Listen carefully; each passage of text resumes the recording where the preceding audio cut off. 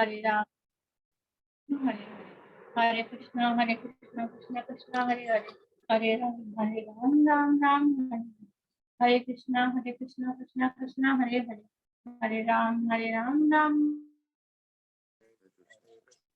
Hare Krishna. Thank you so much for participating in morning japa session. Well, I'm very fortunate that I am reporting from just हम इस गोवर्धन के पीछे बैठे हैं, हमारे पीछे गिरिराज गोवर्धन है. I think सबको दिख रहे होंगे. So now it's time for today's transcendental quote by our beloved Srila Prabhupada.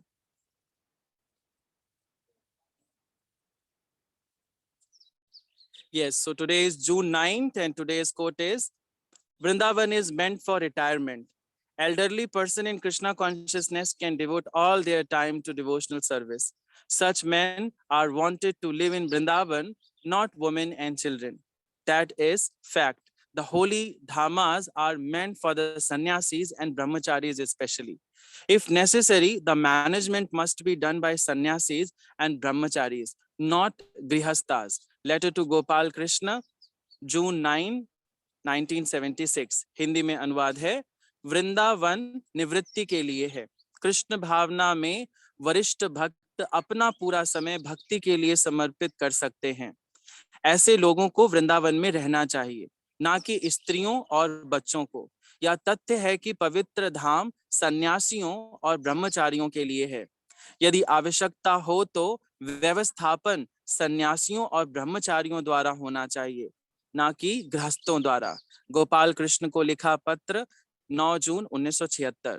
भक्ति वेदांत स्वामी श्रीला प्रभुपाद की जय. परम पूज्य गोपाल कृष्ण गोस्वामी महाराज की जय. Now I'm requesting His Grace Parmeshwar Hari Prabhuji to throw some light on today's quote. Hare Krishna Prabhuji, let me. Yes, Prabhuji, can you unmute now? Hare Krishna. Hare Krishna. Shri Prabhupada ki jai. Voice is there? Yes, Prabhuji. Hare Krishna. So आप सभी भक्तों का स्वागत है श्री वृंदावन गोवर्धन धाम में. है जैसे कि आप लोग देख रहे हैं कि आज के कोड भी श्री प्रभुपाद क्या दे रहे हैं कि आपको वृंदावन में रहना चाहिए, है ना. तो श्री प्रभुपाद कहते हैं कि हमें वानप्रस्थ आश्रम अवश्य लेना चाहिए, है ना. यहाँ प्रभुपाद जी वानप्रस्थ आश्रम की बात कर रहे हैं और वानप्रस्थ आश्रम में जाने का हो गया कि हमको पूरे जीवन जो गृहस्थ है, खासतौर से प्रभुपाद जी क्या बोले गृहस्थों के लिए, है ना, कि गृहस्थों को पूरे जीवन जो है घर परिवार में नहीं लगे रहना चाहिए, है ना. गृहस्थों को पूरे जीवन घर परिवार न लग करके भगवान की सेवा पे उनको फोकस करना चाहिए. श्री प्रभुपाद कहते हैं कि जो मंदिर का मैनेजमेंट है या जो भी प्रोग्राम्स होते हैं या जितना भी ये सब है, ये ब्रह्मचारी सन्यासी भी कर सकते हैं. वो उनके लिए धाम, देखिए ब्रह्मचारी सन्यासी तो पूरा जीवन छोड़ चुके हैं, वो तो हर जगह सब कुछ कर सकते हैं. लेकिन गृहस्थ क्या करता है, पूरा का पूरा जीवन वो क्या करता है कि भौतिक कार्यों में, घर के कार्यों में, परिवार में, इन सब में लगा देता है. और उसके बाद जब वो वानप्रस्थ का टाइम आता है, रिटायरमेंट का टाइम आता है, तब भी वह घर परिवार का त्याग नहीं कर पाता है ना. घर परिवार का त्याग करना बहुत आवश्यक है. तो श्री प्रभुपाद क्या कह रहे हैं कि हर गृहस्थ को क्या करना चाहिए, रिटायरमेंट एज पे जाकर के भगवान के धाम में रहना चाहिए. वृंदावन ब्रह्मचारी सन्यासियों के लिए तो है ही है, ठीक है, ब्रह्मचारी सन्यासी तो यहाँ रहते ही है, लेकिन एक्चुअली वृंदावन किसके लिए है, गृहस्थों के लिए है.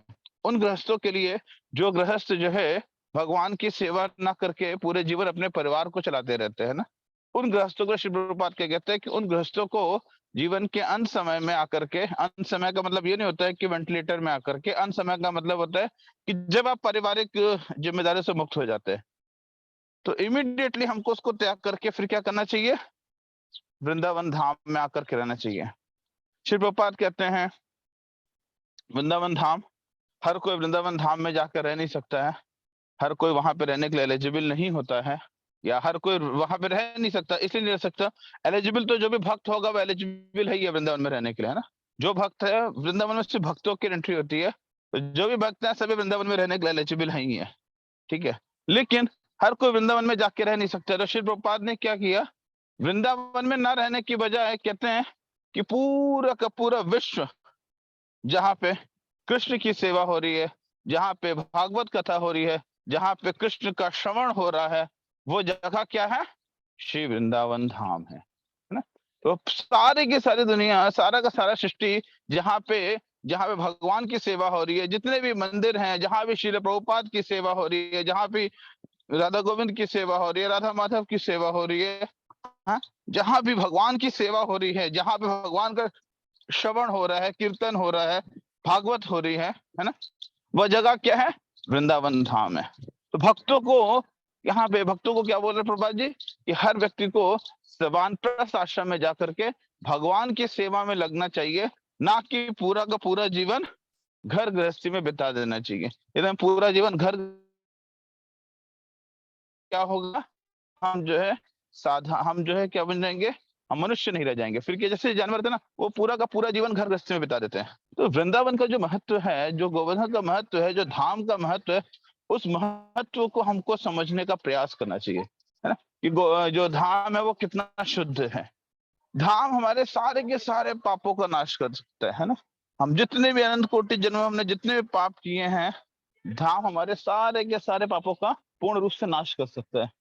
तो गोवर्धन, यदि हम लोग वृंदावन में रहते हैं और अपने सारे के सारे भक्ति, जितना भी वानप्रस्थ आश्रम होता है, उसमें रह करके, यहाँ पे रह करके अगर हम सेवा करते हैं, भगवान के भक्तों की सेवा करते हैं, धाम की सेवा करते हैं, वैष्णव की सेवा करते हैं, तो क्या होगा?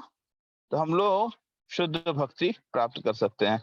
अदरवाइज पुनरपि मरणम पुनरपि जन्मम, है ना, हम इसी चक्र में फंसे रहेंगे, है ना। तो आज का कोर्स श्री प्रभुपाद ने धाम के ऊपर दिया है, और सौभाग्य की बात है हम सभी लोग आज कहाँ पे हैं? श्री वृंदावन धाम में। जैसा कि आप लोग को प्रभु जी ने भी दिखाया कि हम लोग अभी कहाँ पे थे? गोवर्धन में ना। ये देखिए, आपको मैं भी दिखाता हूँ, कहाँ से पलटेगा कैमरा? ये देखिए, ये है श्री गिरिराज गोवर्धन जी।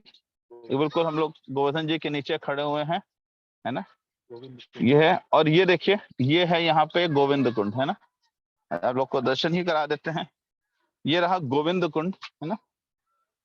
यहाँ पे जो है इंद्र महाराज, इंद्रदेव जो है, यहाँ पे उनको स्नान कराया गया, स्नान किए थे जब यहाँ पे गिरिराज जी को उठा करके रखा गया था, है ना। तो ये गोविंद कुंड है और ये गिरिराज जी हैं। अभी हम लोग परिक्रमा मार्ग पर है, गोवर्धन के परिक्रमा मार्ग पर है, और इसके बाद अभी हम लोग पूरी परिक्रमा करेंगे, और फिर हम लोग उद्धव कुंड जाएंगे, जतिपुरा जाएंगे, पुचिकलोटा जाएंगे, और उसके बाद जो है राधा कुंड, श्याम कुंड, है ना, कुसुम सरोवर, इन सभी जगहों पे जाएंगे। तो ये जो धाम है, ये धाम का बहुत महत्व है ना। धाम का महत्व श्रील प्रभुपाद बताते हैं कि ये धाम और गौलोक धाम, इसमें कोई भिन्नता नहीं। हम ये सोचे कि हम जब मृत्यु के बाद गौलोक वृंदावन जाएंगे तो ही हमारा जो है जीवन पूर्ण होगा, ऐसा नहीं है ना। हम गोलोक वृंदावन जाएंगे या यहाँ पे होंगे, दोनों जगह सेम है ना। तब ये ना सोचे कि जब तक हम मृत्यु के बाद शुद्ध भक्ति करके गोलोक वृंदावन नहीं जाएंगे तब तक हमारा जीवन पूर्ण नहीं है। यदि हम यहाँ पे भी आ जाते हैं और यहाँ पे भी रहते हैं, अपने जीवन को व्यतीत करते हैं, तो भी हमारा जीवन क्या है? शुद्ध भक्ति के योग्य है। शुद्ध भक्ति के योग्य, क्योंकि यहाँ पे वही व्यक्ति रह सकता है जो शुद्ध भक्ति के योग्य होगा। वृंदावन में साधारण व्यक्ति की कोई इन्वॉल्वमेंट नहीं है, उनकी एंट्री नहीं होती है ना। वृंदावन में आने का अर्थ है कि शुद्ध भक्ति के स्तर पे होना। तो इसीलिए हमको धाम के महत्व को जानना चाहिए, समझना चाहिए, और धाम के महत्व को समझते हुए अपने जीवन का अधिक से अधिक समय जो है वो धाम में बिताना चाहिए, है ना। और एटलीस्ट वानप्रस्थ के बाद तो हर व्यक्ति को धाम में अधिक से अधिक समय बिताना चाहिए। और अगर नहीं बिता सकते हैं तो जहां भी आप हो वहां पे जाकर के घर परिवार को, बेसिकली प्रभुपाद जी का कहना है कि परिवार की रिस्पॉन्सिबिलिटीज को समाप्त करके वानप्रस्थ आश्रम यानी कि रिटायरमेंट लेकर के भगवान की सेवा में लगना बहुत आवश्यक है। घर परिवार का अटैचमेंट वानप्रस्थ के बाद छोड़ना चाहिए, है ना। वानप्रस्थ के सिंपल डेफिनेशन प्रभुपाद जी देते हैं कि जिस दिन आपकी फैमिली रिस्पॉन्सिबिलिटी समाप्त हो जाती है उस दिन आप जो है वानप्रस्थ हो जाते हैं। अब फैमिली रिस्पॉन्सिबिलिटीज का अर्थ श्री प्रभुपाद क्या बताते हैं? सिंपल, कि यदि जैसे हमारे जो भी पुत्र पुत्री है, अगर उनका हमने विवाह कर दिया और अपना लाइफ में सेट हो गए, हमारी सेवा समाप्त। उसके बाद हमारे उनके नाते पोतों के, ये सब हमारी रिस्पॉन्सिबिलिटी नहीं होती है, ठीक है ना। हमें सिर्फ अपनी रिस्पॉन्सिबिलिटी निभानी है, और निभा करके तुरंत हमें भगवान की सेवा में लग जाना है ना। देखिए, भगवान की सेवा भी कैसे जाया जाता है? अपने पास जो कुछ है वो सब कुछ लेकर के जा जाता है ना। ये नहीं कि खाली हाथ सब कुछ बच्चों को दे करके खाली हाथ जा रहा है भगवान की सेवा, खाली हाथ भगवान की सेवा में नहीं जाता। जो कुछ अपने जीवन में अपने कुछ है सारा कुछ भगवान के पास ले करके जाया जाता है ना। Thank you very much. Shri Prabhupad की जय, वृंदावन धाम की जय, गोवर्धन धाम की जय, राधा कुंड श्याम कुंड की जय। Thank you so much, Prabhu ji. Now it's time for today's shloka recitation. Shloka recitation के लिए हमारे साथ हैं इंदु सोलंकी माता जी। हरे कृष्णा माता जी, अनम्यूट करिए। Okay. Let one more access. Yes, माता जी, अनम्यूट करिए। हरे कृष्ण प्रभु जी, पंचांग प्रणाम। Yes, माता जी, मैं स्क्रीन शेयर कर रहा हूँ। So this is chapter 11, text number 2. Hare Krishna. Yes, माता जी, read करिए। हरे कृष्ण सब लोग अंगोछा ले लेके डुबक्की मार मार के सब नहा धो के बैठ जाते हैं। Unmute, Prabhu ji, can you unmute yourself? परमेश्वरी तो बढ़िया बढ़ता है। Parmeshwari Prabhu ji, can you please mute yourself? Yes, माता जी। हरे कृष्ण प्रभु जी। हाँ जी, हाँ जी। पवापयो हि भूतानां श्रुतो विस्तरसो मया कमलपत्राक्ष महात्मय अपि चावयम् भवापयो यो हि भूतानां हेडसेट ले जा रहा है। श्रुतो विस्तरसो मया कमलपत्राक्ष महात्मयपि चावयम् भवापयो हि भूतानां श्रुतो विस्तरसो मया कमलपत्राक्ष महात्मयपि चावयम्। अर्थ, हे कमल नयन, मैं आपसे प्रत्येक जीव की उत्पत्ति तथा लय के विषय में विस्तार से सुना है और आपकी अक्षय महिमा का अनुभव किया है। हरे कृष्ण प्रभु। भगवद गीता यथारूप की जय। श्री प्रभुपाद की जय। Hare Krishna. Thank you so much माता जी। हरे कृष्णा प्रभु जी। हरे कृष्ण। शिवपाद की जय, भगवद गीता यथारूप की जय। आज के श्लोक में अर्जुन क्या बोल रहे भगवान को कमल नयन से भगवान को जो वो कर रहे हैं, कमल नयन से कंपेयर कर रहे हैं। तो यहाँ पे श्री प्रभुपाद बोलते हैं अर्जुन यहाँ पर प्रसन्नता के देखिए अभी जो चैप्टर चल रहा है आपका ये है विराट रूप है। यहाँ पे भगवान अपना फुल फ्लेज फॉर्म दिखाते हैं, है ना।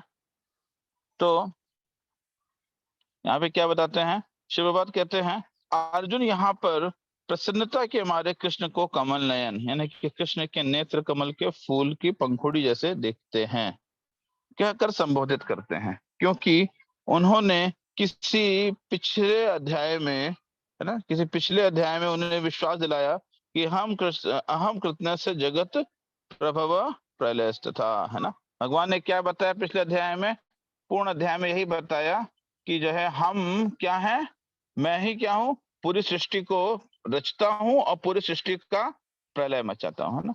तो भगवान ने अपना जो ऐश्वर्य है वो पूर्ण ऐश्वर्य दिखाया कि किस प्रकार से ये सृष्टि का रचना और प्रलय जो है वो मैं ही करता हूँ, है ना। तो अर्जुन इस विषय में तो आश्वस्त हो गया, हाँ विस्तार इस विषय में आश्वस्त तो हो गया, लेकिन अब अर्जुन क्या करना चाहता था, इसको विस्तार पूर्वक तो सुन चुका था, लेकिन अब इसको वो समझना चाहता था, देखना चाहता था कि किस प्रकार से भगवान जो है ये अपने ये विस्तार जो है करके दिखाते हैं। तो अर्जुन को यह ज्ञात था कि समस्त उत्पत्ति तथा प्रलय के कारण होने के अतिरिक्त वे इन सबसे पृथक भी हैं, क्योंकि अर्जुन ये चीज जान चुका था कि भगवान सबका कारण है, सभी सृष्टि के उसमें होते हुए भी वह उनसे क्या है, भिन्न है, वह उनके उसमें इन्वॉल्व नहीं होते हैं, है ना।